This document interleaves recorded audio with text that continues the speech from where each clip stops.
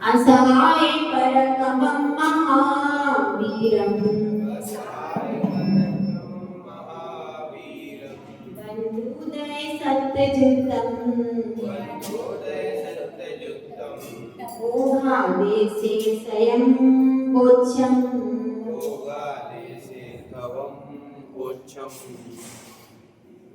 पंच परमेश्वरी भगवान की एक राशि कुंभनाथ भगवान की परम पूज्य आचार्य श्री नेमिचंद सिद्धांत चक्रवर्ती देव की परम पूज्य आचार्य श्री आदि सागर महाराज की आचार्य श्री माधवी कीर्ति महाराज की आचार्य श्री विमल सागर महाराज की आचार्य श्री तपस्वी सम्राट धर्मती सागर महाराज की आचार्य कुंवर सुंदर सागर महाराज की अहिंसा में ईश्वर धर्म की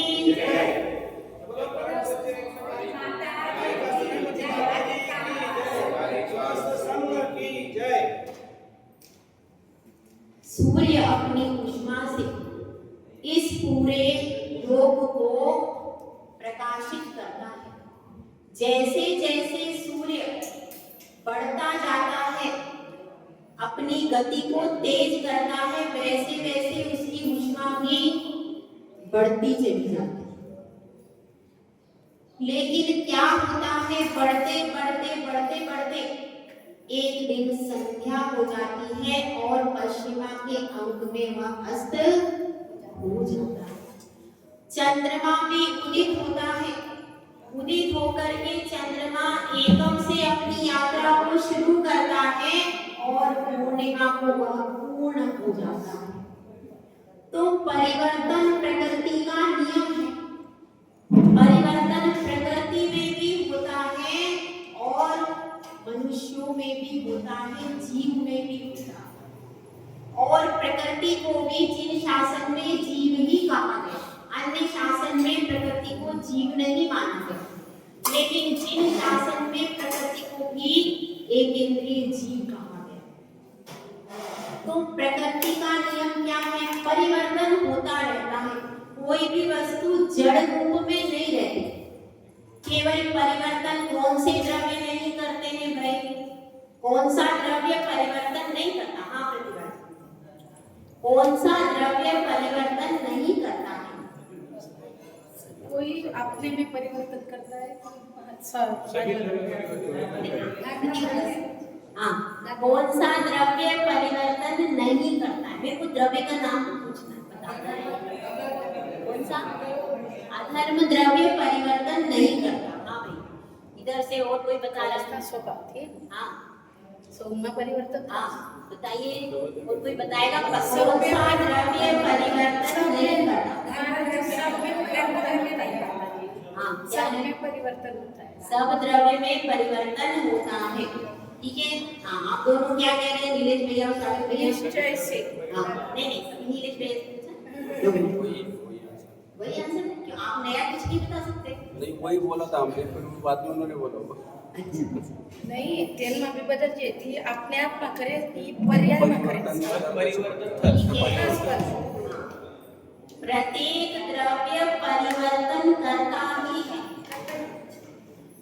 वह परिवर्तन जब हम जगत की ओर देखते हैं तो बाहर का परिवर्तन सबको दिखता है। एक छोटा बालक है, वह क्या हो जाता है? बड़ा होकर के युवा होता है, युवा होते हुए बूढ़ा हो जाता है और उसमें भी परिवर्तन होता है। बाहर का परिवर्तन तो हम अपने चर्म चक्षुओं के द्वारा देख लेते हैं, उसकी गणना कर लेते हैं, लेकिन अंतरंग परिवर्तन जो है उसको सब लोग जान नहीं पाते। केवल ज्ञानी, अवधि ज्ञानी या फिर मना पर्य ज्ञानी, ऐसे जो महान साधु हैं, वे ही अंतरंग परिणतियों को जानते हैं। या फिर इसके अलावा कौन जानता है अंतरंग परिणतियों को? ये मैंने बता दिए। इसके अलावा और आत्मा की अंतरंग परिणतियों को कौन जान सकता है? नीलेश भैया, तीन व्यक्तियों का मैंने नाम बता दिया। कौन से नाम बताया आपने? अवधि ज्ञानी, केवल ज्ञानी, मन पर्य ज्ञानी, ये जानते हैं। इसके अलावा और कौन जान सकता है उन परिणतियों के बारे में? सर्वज्ञ भगवान है। सर्वज्ञ भगवान केवली भगवान का કીધો નથી એમને. स्वयं स्वयं स्वयं मोटा पूरा पूरा हिसाब तो नहीं कर सकते, जितना सर्वज्ञ भगवान हिसाब किताब कर सकते हैं हमारी सूक्ष्म परिणतियों का, उतना हम तो हिसाब किताब नहीं कर सकते, लेकिन मोटे मोटे रूप में समझ में आता है कि भाई मुझे क्रोध आ रहा है, मुझे मान आ रहा है, मुझे ये परिणति हो रही है, मेरा परिणाम अब गिर गए, ये सब मोटा मोटा हिसाब तो अपने को पता चलता है, समझ में आता है। तो उसी परिणति को बदलने के लिए हम क्या पढ़ रहे हैं? कर्म। बाह्य परिणति तो सबकी दिखाई दे रही है, परिवर्तन हो रहा है, अनादिकाल से हम देख रहे हैं, हमें भी हो रहा है बाहर से परिणमन हो ही रहा है। तो बाहर के परिणमन को अपन को बदलना है। बदलना किसको है? बाहर के परिणमन को बदलना है। ये पंच परावर्तन रूप जो संसार है, द्रव्य, क्षेत्र, काल, भाव और भाव, यह जो इसमें जो बाहर की परिणति दिख रही है, उस बाहर की परिणति में हम अब संसार में घूमना नहीं चाहते। तो उस बाहर की परिणति को नष्ट करने के लिए अंतरंग में जो कर्म आ रहे हैं वही उन बाह्य परिणति का कारण है कि नहीं? यदि किसी के पास कर्म नहीं है तो उसका क्या बाहर से परिणाम हो जाएगा? क्या नहीं हो सकता। इसलिए उस बाह्य परिणति को नष्ट करने के लिए पहले अंतरंग परिणतियों का जजमेंट करना। तो यहाँ पर जो हम अधिकार पढ़ रहे हैं कौन कौन सा है? बंध, उदय और सत्वर का। यह क्या है? यह अधिकार मुख्य रूप से अंतरंग परिणतियों का ही आकलन करने के लिए, और इसमें ही हम समझेंगे। अभी सबसे पहले अपन ने क्या किया? मंगलाचरण किया। इस मंगलाचरण में नमस्कार किसको किया गया? अपन पहले मंगलाचरण को समझते। नमि गुण नेमि चंद्रम। नमि गुण यानी नमस्कार करते हैं। नमस्कार करके किसको? नेमि चंद्रम। नेमि चंद्रम मतलब नेमिनाथ भगवान की प्रतिमा, जो कि हमने आपको बताया था इंद्रनील मणि की प्रतिमा वहां पर थी मंदिर में, और उस विद्यालय के आगे बैठ करके नेमिचंद सिद्धांत चक्रवर्ती देव ने इस ग्रंथ की रचना की, क्योंकि सबसे ज्यादा प्रशस्त शुभ स्थान जिसमें ज्यादा ऊर्जा होती है वो स्थान क्या है? मंदिर। इसलिए भगवान के आगे अपने परिणाम बहुत अच्छे प्रशस्त बनते। तो नमियूण नेमि चंदम असहाय पराक्रमम महावीर, यहाँ पर कहा गया है असहाय पराक्रमम। असहाय पराक्रमम का अर्थ क्या है? असहाय कुछ तो ऐसे पराक्रमी होते हैं जो दूसरों की सहायता लेकर के अपने पराक्रम का प्रदर्शन करते हैं। जैसे कि अपन ने भरत चक्रवर्ती की कथा सुनी कि नहीं? सुनी थी। तो उसमें भरत चक्रवर्ती तो अपने सीट पे बैठा रहता और सेनापति सब कुछ करके आ जाता था, लेकिन यहाँ पर ऐसी बात नहीं कि किसी की भी ना तो सेना की सहायता ली है, ना उसने कोई सेवकों की सहायता ली है, ना धन की सहायता ली है, ना पद की सहायता ली है, ना बड़े बड़े किलों की सहायता ली। कोई भी बाहर की सहायता नहीं ली उसने। इसलिए कहा गया असहाय, जिन्होंने किसी की भी वस्तु की, बाहर की वस्तु की सहायता नहीं ली, बाहर की वस्तु के अवलंबन से रहित है। उन्होंने अपने बल पर, अपनी आत्मा के बल पर और शरीर के बल पर भी काम नहीं किया। मन वचन काय की भी सहायता नहीं ली, केवल अपनी आत्मा के बल पर उन्होंने क्या किया? पराक्रम का प्रदर्शन किया। इसीलिए वे क्या कहलाए? महावीर कहलाए। दोनों मंगलाचरणों में दोनों नाम आते हैं। पहले वाले मंगलाचरण में भी महावीर आया था, वीर आया था, उसमें भी, इसमें भी आया। तो इसके दोनों अर्थ निकलते हैं। इसमें नेमिनाथ भगवान का भी अर्थ निकाल सकते हैं और महावीर भगवान का भी उन्होंने स्मरण किया। वह दोनों अर्थ इन गाथाओं से निकलते। और अगर इस तरह से करो कि नेमिनाथ भगवान की विशेषताएं बतला रहे हैं तो इस तरह से भी हो सकता है। तो इसमें यही बताया है कि उन्होंने किसी भी परद्रव्य की सहायता लिए बिना केवल अपनी आत्मा का पराक्रम प्रकट किया, इसलिए कौन हुए? महावीर हुए। अब उन दोनों का स्मरण करके अथवा नेमिनाथ भगवान की दो विशेषताएं कौन कौन सी हो गई? एक ही विशेषता, जिन्होंने बिना किसी की सहायता के अपने पराक्रम को प्रकट किया, ऐसे वीर हैं कौन? नेमिनाथ। अथवा दोनों में लगा सकते हैं कि असहाय, जिन्होंने बिना किसी की सहायता के अपने पराक्रम को प्रकट किया, ऐसे नेमिनाथ भगवान और ऐसे महावीर भगवान, दोनों ने किया है सेम। दोनों तीर्थंकर हैं, दोनों अनंत बने, दोनों सिद्ध बने, तो दोनों में भी लगाया जा सकता है। एक में भी लगा सकते हैं क्योंकि गाथा में संक्षेप में रहता है अर्थ, और उसको अगर अपन विस्तार से करना चाहें तो ऐसा भी हो सकता है। अब आगे कह रहे हैं बंधुदय सत्यजुक्तम। बंध उदय और सत्व क्या है? सत्व से जुक्तम का अर्थ होता है युक्त। युक्त हो जाएगा, इसका ज का या हो जाएगा, तो युक्तम। ओघादेश से हवम बोचम। ओघादेश, ओघ का अर्थ क्या होता है? गुणस्थान। ओघ का अर्थ होता है गुणस्थान और आदेश का अर्थ होता है मार्गणा। उसके बाद क्या कहा है? हवम। हवम का अर्थ क्या होता है? स्तव।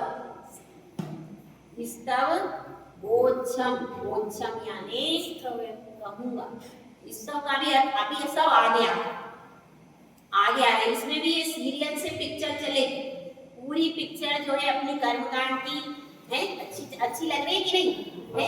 एक कर्मकांड की अपनी पिक्चर चल रही है। एक पिक्चर का आगे बताते जाएंगे। जो जो इसमें आएगा आगे उसका पूरा खुलासा धीरे धीरे होता जाएगा। तो नमयूण, पहली लाइन समझ में आ गई। नेमिचंद्र भगवान को नमस्कार करके, जिन्होंने बिना किसी की सहायता से अपना पराक्रम प्रकट किया, ऐसे महावीर भगवान को नमस्कार करके, अथवा नेमिचंद्र भगवान का ही विशेषण दिया है कि जिन्होंने बिना किसी की सहायता से पराक्रम प्रकट किया, ऐसे वीर नेमिनाथ भगवान, उनको नमस्कार करके क्या कहूंगा? यहाँ पर पहली लाइन में नमस्कार किया, वो पिछले वाले में भी ऐसे ही था कि नहीं? इसमें भी पहली लाइन में नमस्कार किया था, दूसरे में ग्रंथ के विषय को कहने की प्रतिज्ञा। इसमें भी ऐसे पहले मंगलाचरण है और उसी मंगलाचरण में सेकंड लाइन में उन्होंने ग्रंथ का विषय क्या कहूंगा, उस विषय का भी यहाँ पर वर्णन किया है। क्या विषय है उनका? बंध, उदय और सत्व से जो युक्त है। यह अधिकार में तीनों का वर्णन है। बंध, उदय और सत्व। और इसके साथ में दो चीजें और हैं। ओघादेश। ओघादेश से मतलब, ओघ का मतलब है गुणस्थान और आदेश का मतलब है मार्गणा। तो किसमें कहूंगा? बंध, उदय और सत्व को किसमें कहूंगा? गुणस्थानों में और मार्गणा में। समझ में आया विषय? बंध, उदय और सत्व को गुणस्थान और मार्गणाओं में, और इसका जो क्या बनाया है गुणस्थान और मार्गणाओं में स्तव, उसका स्तव कहूंगा। उनको इस पूरे को उन्होंने नाम क्या दिया? किसको? बंध, उदय और सत्व से युक्त गुणस्थान और मार्गणाओं वाले स्तव को कहूंगा। समझ में आया? बंध, उदय और सत्व से युक्त गुणस्थान और मार्गणाओं वाले स्तव को कहूंगा। अब अपन इसको समझ लें। बंध किसे कहते हैं भाई, बताओ। कर्मों के बंधक, ज्ञानावरणादि कर्मों के बंधक। आत्मा और कर्म परमाणु का स्कंद। संबंध हो जाना। आत्मा और कर्म परमाणु का परस्पर में जो मिल जाना है उसको क्या कहेंगे? आत्मा के प्रदेशों के साथ कर्म के परमाणु का क्या हो जाना? मिल जाना, संबंध हो जाना, उसको क्या कहेंगे? एक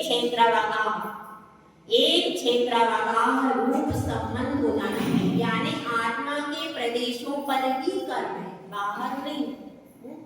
मतलब क्या परिभाषा हुई?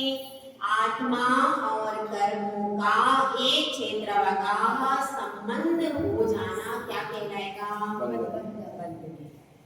ठीक है। उसके बाद दूसरी परिभाषा, दूसरी चीज क्या बताई? उदय। उदय उदय किसे कहते हैं भाई? हाँ प्रतिभा जी आप बताओ। उदय किसे कहते हैं? हाँ क्या बता रही हैं? उदय जो अपने कर्म जो उदय में प्रकट होते हैं, जो बंद हुआ है वही उदय में आ रहा है। जो बंद हुआ है वही उदय में आ रहा है। नहीं, मुझे परिभाषा उदय की चाहिए, अभी बंद नहीं पूछे, केवल उदय पूछे। इंडिविजुअल तरीके से अगर कोई पूछे कि भाई उदय क्या है तो हम कैसे समझें? एक लाइन में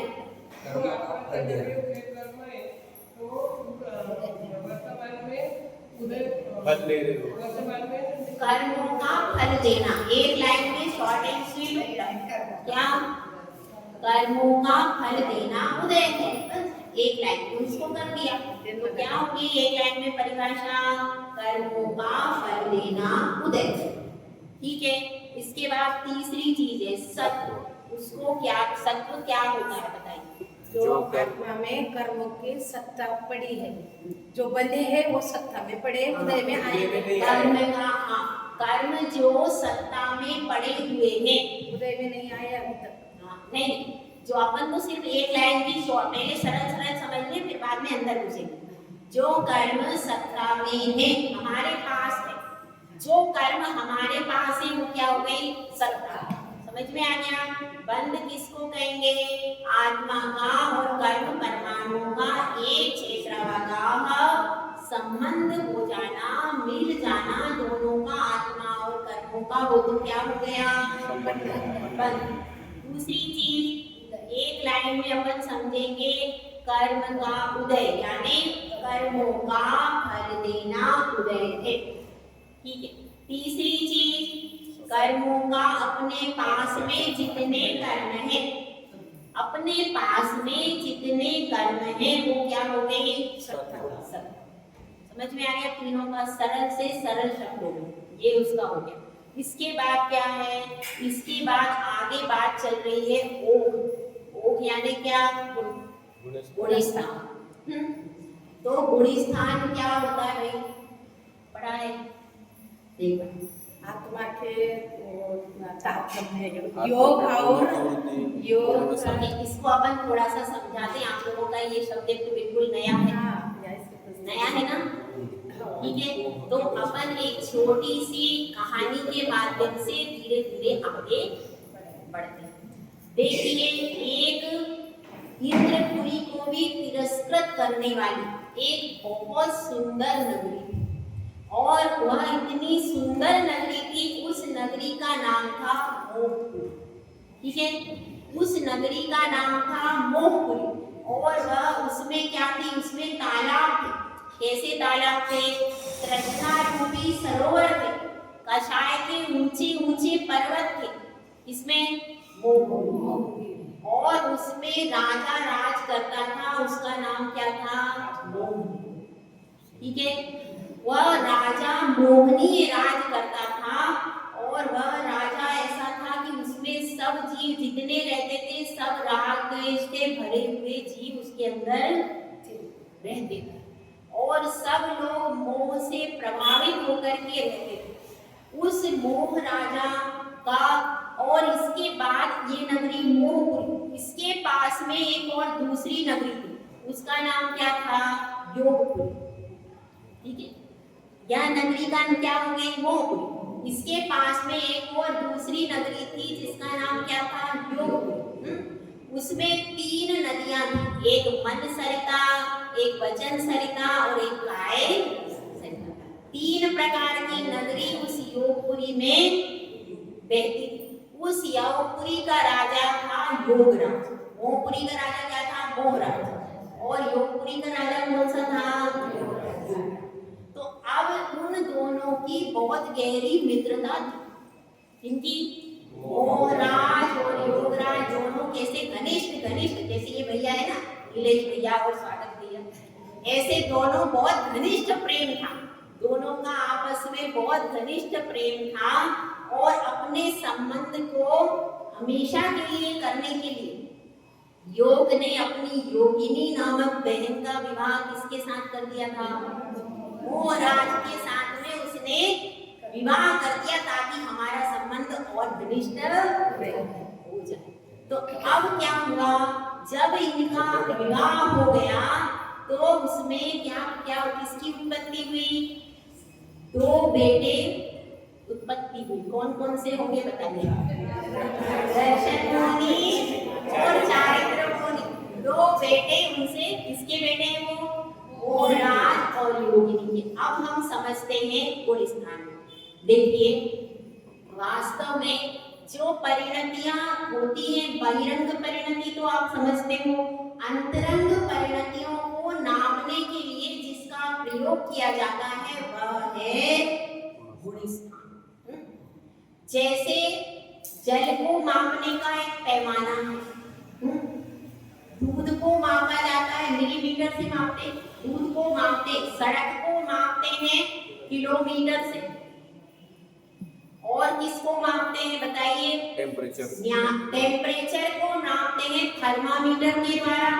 सच झूठ का निर्णय न्यायालय में किया जाता है और ठोस वस्तुओं को मापने के लिए इस्तेमाल करते हैं तराजू का, करते ही नहीं। तो इस तरह से हर वस्तु को मापने के लिए कोई ना कोई पैमाना होता। इसी तरह से यह जीव अनादि काल से संसार में है, तो इसकी अंतरंग की परिणतियों को मापने के लिए जो पैमाना यूज किया जाता है उसका नाम क्या है? अंतरंग में, क्योंकि बहिरंग के उतार चढ़ाव तो सबको दिखते, लेकिन अंतरंग में किसके परिणाम ऊपर हो गए, कब परिणाम नीचे गिर गए, आपके परिणाम कैसे हुए, इन सब परिणतियों में उतार चढ़ाव को जो मीमांसा करता है, जो समीक्षा करता है, वो क्या है? तो ऐसे जैसे हमने कहानी सुनी उसी तरह से इसकी परिभाषा जमाएंगे। देखो, मोह और योग के निमित्त से क्या हुआ है ना? मोह और योग के निमित्त से आत्मा के, देखो लिख रहे हैं भैया से, मोह और योग के निमित्त से आत्मा के दर्शन और चारित्र गुण की अवस्थाओं को गुणी स्थान कहते हैं। एक कंप्लीट परिभाषा। दर्शन और चारित्र गुण की अवस्थाओं को गुणी स्थान। मोह और योग के निमित्त से आत्मा के दर्शन और चारित्र गुण की अवस्थाओं को गुण स्थान कहते हैं। क्योंकि देखो 2 भेद होते ना मोनी के, दर्शन मोनी और चारित्र मोनी, और आत्मा के 2 गुण कौन कौन से? ज्ञान दर्शन और सम्यक, ये प्रधान गुण। तो इसमें मुझे एक बात बताइए स्वागत भैया, कि इसमें ज्ञान गुण क्यों नहीं लिया गया? तो दर्शन के साथ ही ज्ञान होता है, मिथ्यात्व के साथ उत्तर दीजिए कुछ। हाँ, दर्शन के साथ में ज्ञान होता है, ये तो थोड़ी बहुत ठीक लग रही, आप बताएंगे। इसमें 2 गुण की अवस्थाओं कोई आचार्य ने लिया, ये उसकी परिभाषा है, शास्त्र की परिभाषा है, तो इसमें ज्ञान क्यों नहीं लिया? दर्शन और चारित्र दर्शन के साथ श्रद्धा होती है। हाँ, सोचो क्यों नहीं लिया?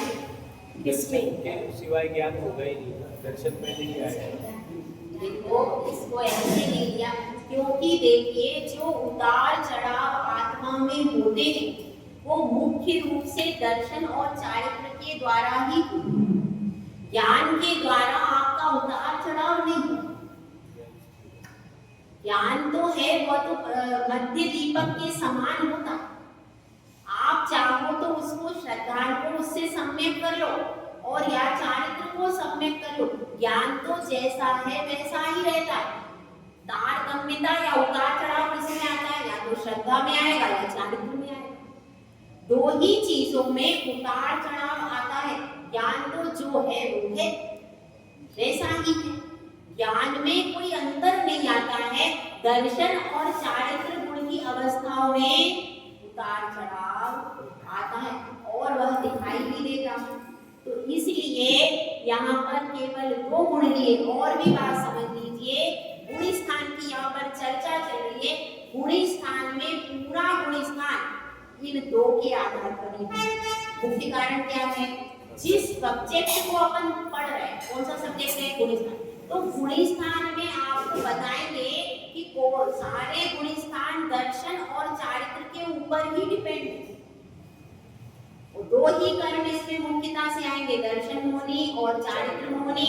और दर्शन और चारित्र के दो गुणों की अवस्थाओं को आप पूरे 1 से लेके 14 तक देखेंगे कि कैसे वो परिणति हुई। इसलिए ये कैसी परिभाषा है? यह परिभाषा पूरी ऐसी परिभाषा है, इसको आप लिख लेंगे, समझ लेंगे तो आपको गुण स्थान समझने में कोई दिक्कत नहीं आएगी।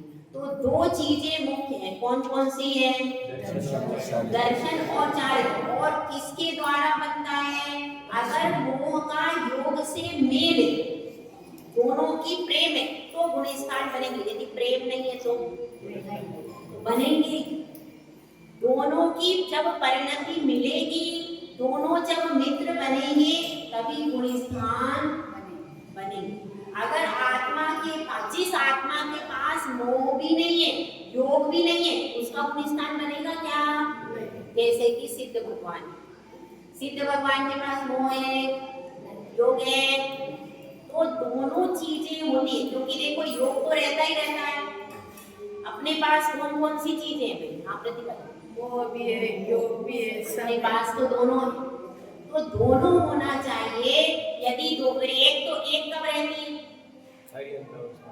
आर्यंत में सहयोगी जो रहते, अयोगी केवली जब होते तब वो योग का निरोध करते। मतलब 13 तक साथ में ही रहना है। मोह नहीं रहता ना, मतलब 13 तक। हाँ, 10वें में मोह चला जाता है। ठीक है, आप समझदार हैं। 10वें में मोह चला जाता है। 10वें के बाद किसकी प्रवृत्ति रहेगी? योग की। कहाँ तक रहेगी? 13वें तक। और 14वें में उसकी भी परिणति समाप्त हो जाएगी। तो मोह और योग के निमित्त से आत्मा के दर्शन और चारित्र गुण की अवस्थाओं को क्या कहते हैं? गुण स्थान के। अब क्या बात चल रही? अब इसके बाद देखो आदेश। वो मतलब गुण स्थान समझ में आ गया।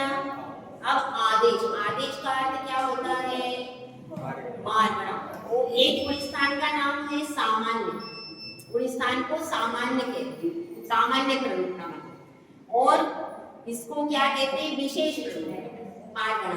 आगे आ रहा है ओग और आदेश। ओग नाम किसका है? अगर कहीं पर भी शास्त्र में ओग आ जाए तो क्या समझना?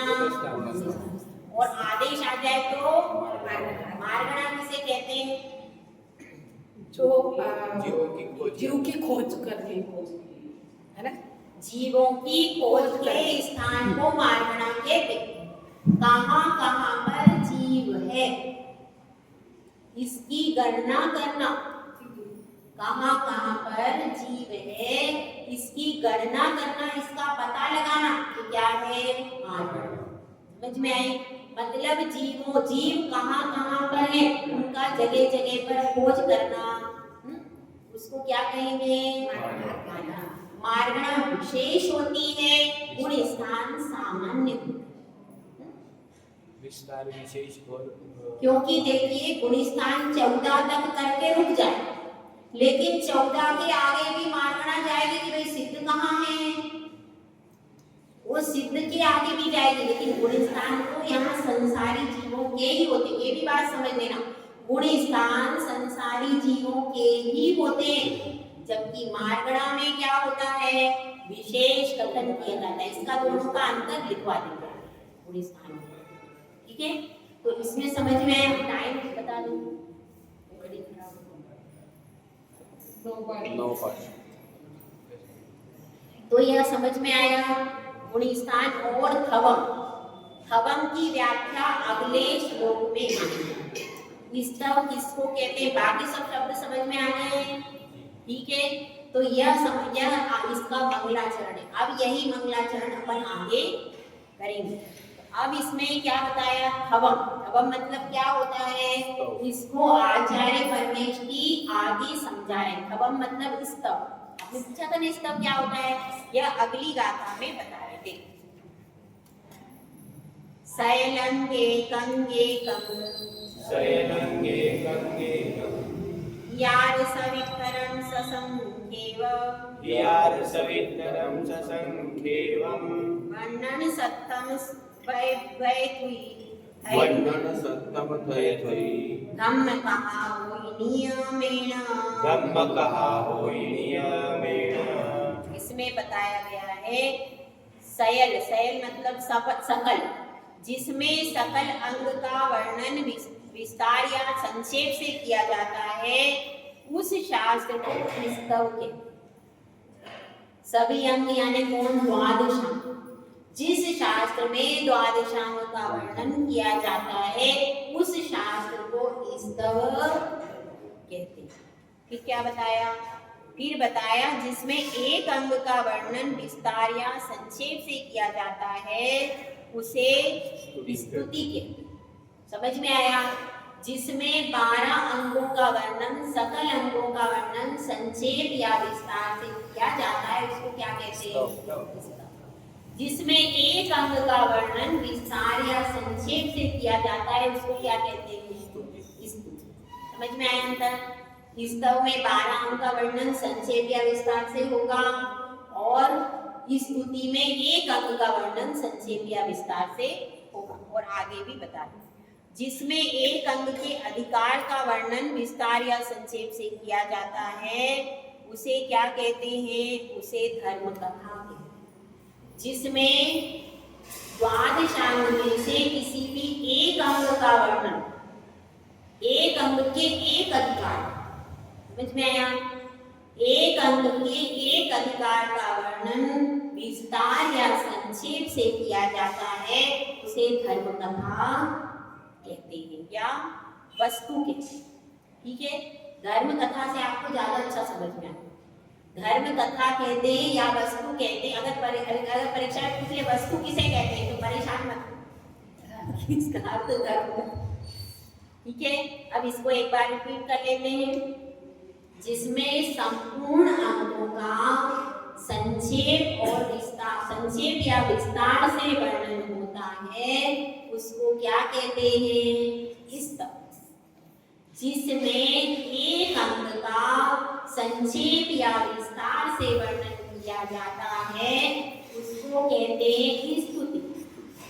और जिसमें एक अधिकार का संक्षेप या विस्तार से वर्णन किया जाता है, उसे धर्म कथा अथवा वस्तु। ये देखो, जैसे कि द्वादशांग पूरा सागर हो गया, एक अंग मतलब क्या हो गई, एक नदी, और उसमें से आपने अपनी बाल्टी भर ली, तो अपना क्या हो गया, अधिकार। ये हो गया वस्तु या धर्म कथा, ठीक है। तीनों में यह अंतर, ठीक है। तो अब ये दोनों गाथा समझ में आ गई। अब यह दोनों गाथा, अब धीरे धीरे विषय इसका आगे बढ़ेगा। कितना समय हुआ, 9-10। तो अब इसके बाद एक गाथा ले लें क्या, यही रिपीट कर लें, ठीक है। तो अब इसमें समझ लीजिए मंगलाचरण में क्या किया गया है, सबसे पहले मंगलाचरण में नेमिनाथ भगवान को नमस्कार किया गया, जो असहाय, जिन्होंने बिना किसी परद्रव्य की सहायता के अपने पूर्ण पराक्रम को प्रकट किया, कर्मों को जीत लिया, कर्मों पर विजय प्राप्त करके अपने पूर्ण पराक्रम को प्रकट किया, क्योंकि वीर वह है जो कर्मों को जीता। बाहर के राजा, बाहर में किसी ने विजय प्राप्त की तो वह विजय शाश्वत रहने वाली नहीं, लेकिन एक बार कर्मों पर विजय यदि प्राप्त कर ली तो हमेशा रहती है। इसीलिए इनको क्या कहा गया? असहाय पराक्रम। और इससे हमें भी संदेश मिलता है क्या? कि कभी भी मोक्ष की साधना किसी दूसरे द्रव्य की सहायता से नहीं होगी। मोक्ष के लिए पुरुषार्थ करना है तो खुद ही करना पड़ेगा, और वह स्वयं कर किया हुआ पुरुषार्थ ही मोक्ष में फलदायी होता है। इससे यह संदेश मिलता है। उसके बाद क्या बताया? बंध उदय और सत्व से जो युक्त है, ऐसा ओघाने से, ओघ मतलब सामान्य कहो, गुणी स्थान कहो, ये क्या हो गया? ओघ और आदेश वाला स्तव। स्तव यानी बताया था ना, द्वादशांग का, जिसमें सकल अंगों का, जिसमें संक्षेप या विस्तार से वर्णन हो, उसको कहते हैं स्तव। गोच्छम, गोच्छम यानी कहूंगा। पहले में उन्होंने नमस्कार किया, विनय का प्रदर्शन किया है, और दूसरी लाइन में उन्होंने क्या बताया है आचार्य श्री ने? किस विषय को आगे कहने वाले हैं, किस विषय की प्ररूपणा में आगे करने वाले हैं? ओघ और आदेश, सामान्य और विशेष। मार्गणा समझा नहीं ना मैंने? मार्गणा विशेष होती है, क्यों? क्योंकि गुण स्थान में 1 से लेकर 14 तक का वर्णन किया जाता है, उसमें सिद्ध जीव नहीं आते, लेकिन मार्गणा में सिद्ध जीव भी आते हैं, और गुण स्थान सामान्य प्ररूपण करता है, मार्गणा विशेष। और भी अंदर अंदर घुस जब किसी चीज को ढूंढना पड़ता है, कोई चीज घूम जाए तो अपन क्या करते हैं?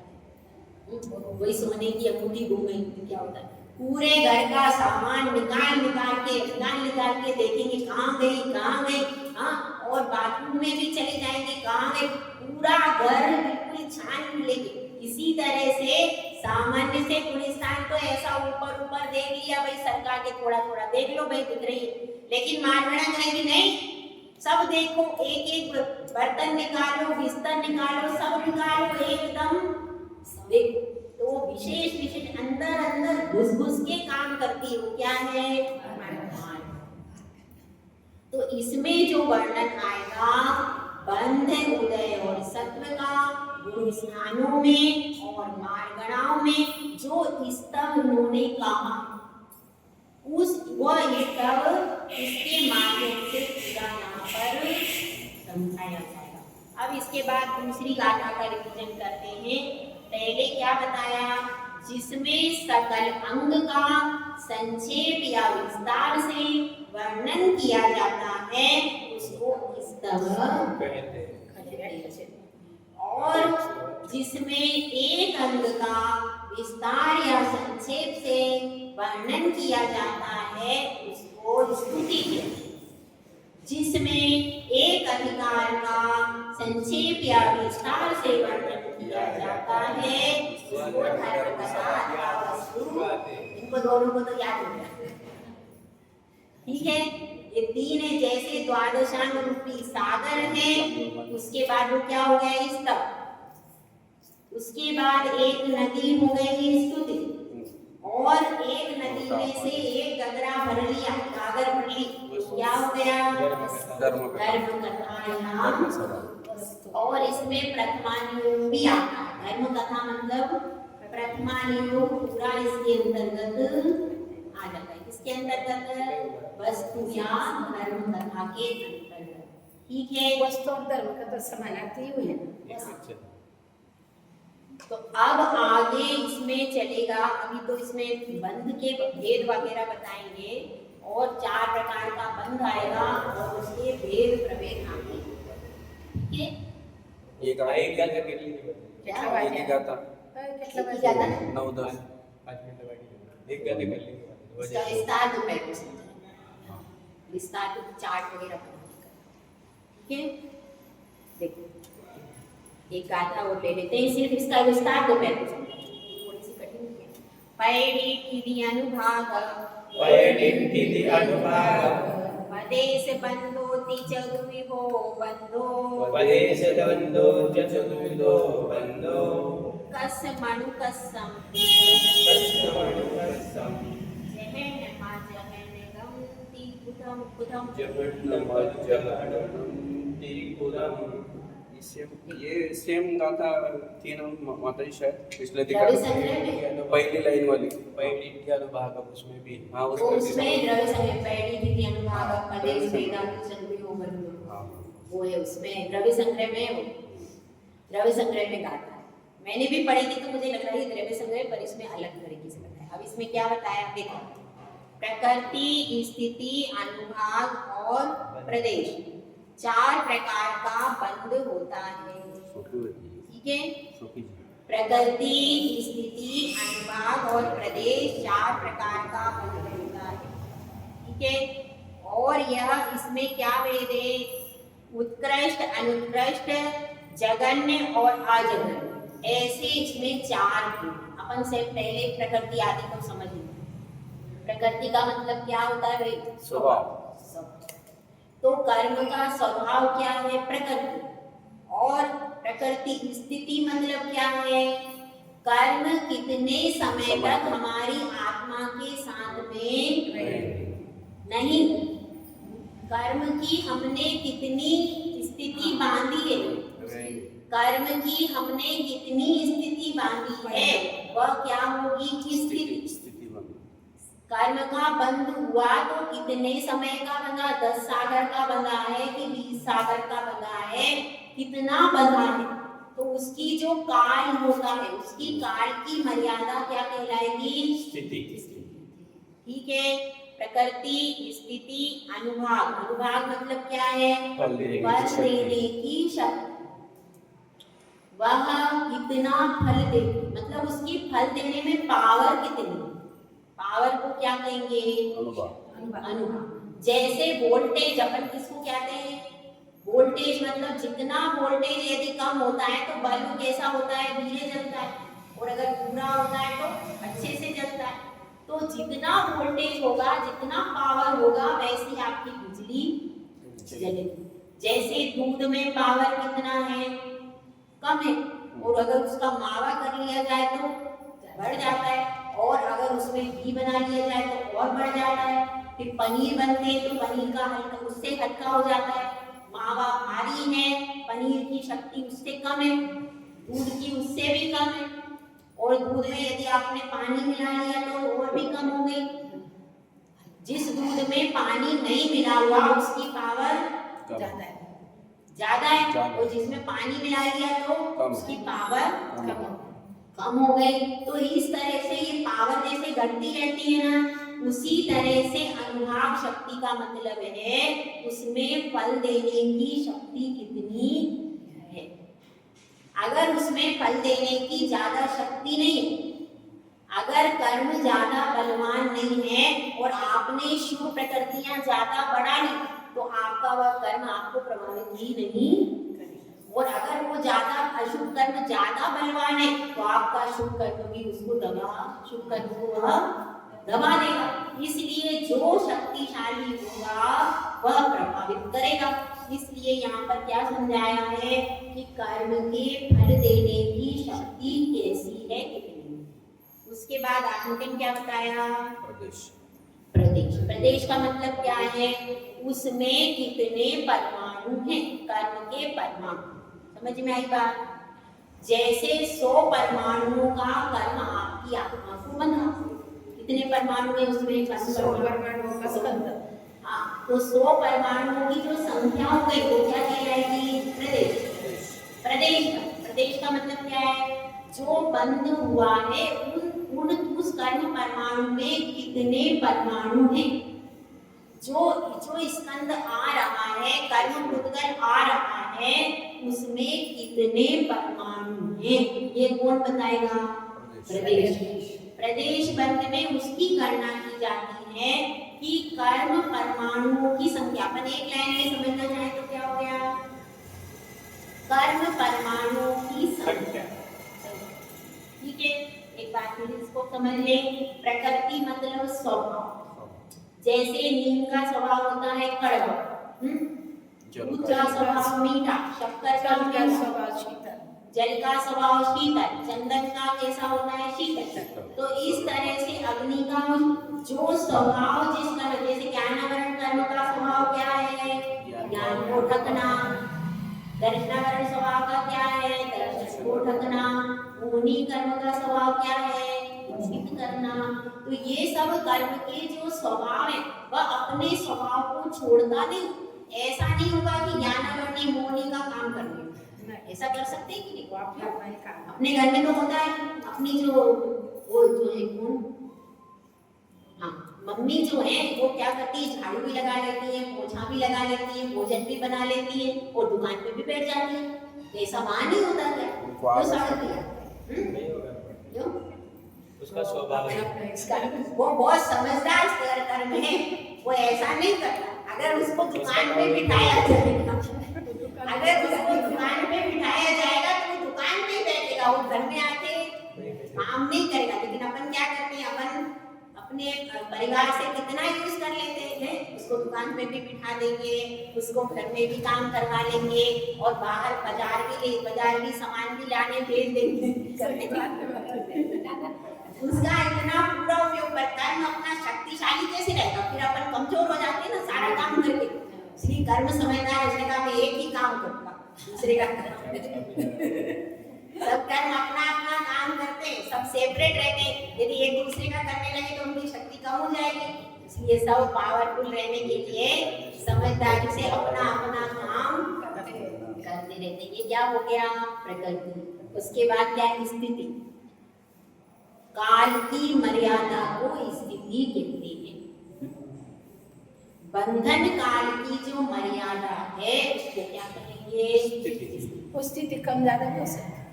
हाँ वो कम ज्यादा तो होगी, अभी वो प्रकरण नहीं, अपना सवाल पहले समझो। ठीक है, कम ज्यादा हो सकती है। ठीक है, स्थिति हो गई।